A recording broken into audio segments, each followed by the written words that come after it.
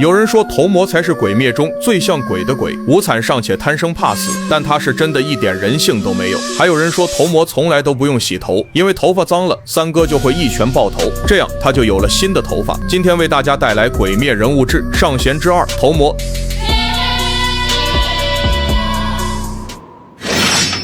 他出生就带有一双像彩虹一样的眼睛，还有一头纯白的头发，这让所有人都相信这孩子绝非凡人。所以童魔很小的时候就被推上了神坛，成为乐园教的圣子，信徒们的信仰，聆听神的声音。可笑的是，在别人眼里神圣无比的童魔，内心却是一片空白。因为小年纪的他经历过最残酷的场景，母亲因父亲的荒唐与背叛，在他眼前亲手杀死了丈夫，接着又毒杀自己，鲜血四溅，尸体横陈。这对任何孩子来说都是毁灭性的创伤。但童魔的反应呢，不是痛哭，也不是恐惧，而是嫌血腥味难闻。他烦躁地想，得赶紧开窗透气，别把家具熏坏了。这一瞬间就能看出他和常人不同，他没有情感。长大后，20岁的童魔遇见了鬼武石无惨，那次相遇彻底决定了他的命运。他成为了鬼，并且很快升到了上弦之6。夜晚的花街成了他的猎场，他将艺妓姑娘们视作食物，毫不留情。就在这时，他遇见了一对兄妹继夫太郎和舵姬。那一晚，他们几乎已经死到临头，哥哥背上插着刀，血流不止，妹妹被烧得面目全非。换做别人，也许只会嫌弃他们快死了，但童魔却笑眯眯地递出一份礼物，自己的血。他说：“努力变强吧，去成为上弦。”他像养宠物一样，把这对兄妹送上一条不归路。对他来说，别人是人还是鬼根本没差，反正都只是他手里的玩具。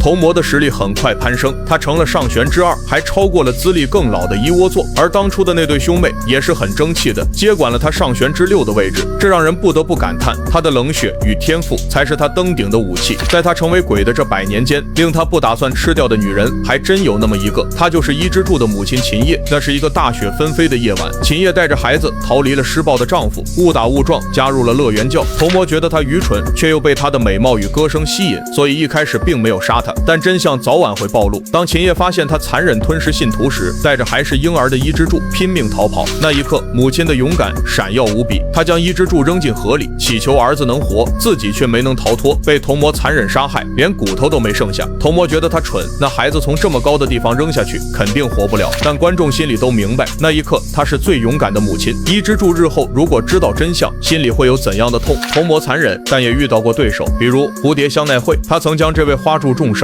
只因日出才被迫撤退。这份血海深仇成为蝴蝶忍的执念。在无惨的上弦集会上，童魔仍是那副人畜无害的模样，甚至还装模作样的关心伊窝座，却被一拳轰掉半边脸。他瞬间再生，不仅不在意，还笑呵呵地夸赞对方，看似温柔，实则虚伪。他对情感一无所知，所有的笑容不过是掩饰他内心的空洞。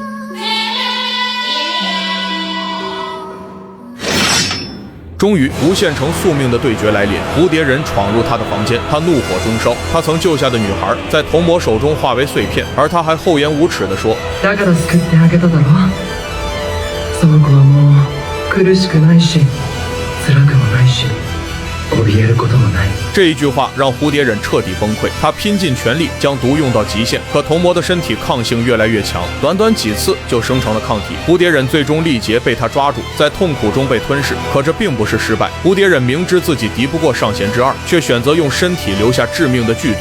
这一刻，他的牺牲就是为队友埋下的伏笔。可以说，蝴蝶忍用生命铺出了一条胜利之路。看到这里，你不得不感叹，这就是鬼杀队的精神，哪怕拼尽一切，也要为别人留下一线希望。接下来的战斗由香奈乎和伊之助接手。香奈乎的眼力精准到能看穿童魔的每一个细微动作，伊之助的野性狂暴到连童魔都被他速度打乱。两人一前一后，硬生生把童魔压制到绝境。最终在合作之下，童魔的头颅落地。有意思的是，死亡来临时，他竟然第一次感到心口发热，仿佛感受到了爱。可惜一切太迟了，他的一生空空如也，从未真正体会过人类的情感。童魔死后还在自我欺骗，说自己不怕死亡，甚至幻想自己可能恋爱了，但这就是他的可悲之处。直到生命终结，才隐约触碰到一点人性，却永远抓不住。看完童魔的一生，我只想说，他是最强的鬼之一，却也是最可悲的存在。他拥有无上的力量，却没有心；他吞噬无数生命，却没学会爱。相比之下，那些他口中的蠢货、秦叶、蝴蝶忍，才是真正伟大的人，因为他们懂得牺牲，懂得守护，懂得爱。这就是童魔的悲剧。他空洞的像一副躯壳，哪怕站在最强的位置，也没有活过。真正让人记住的，从来都不是力量，而是人心。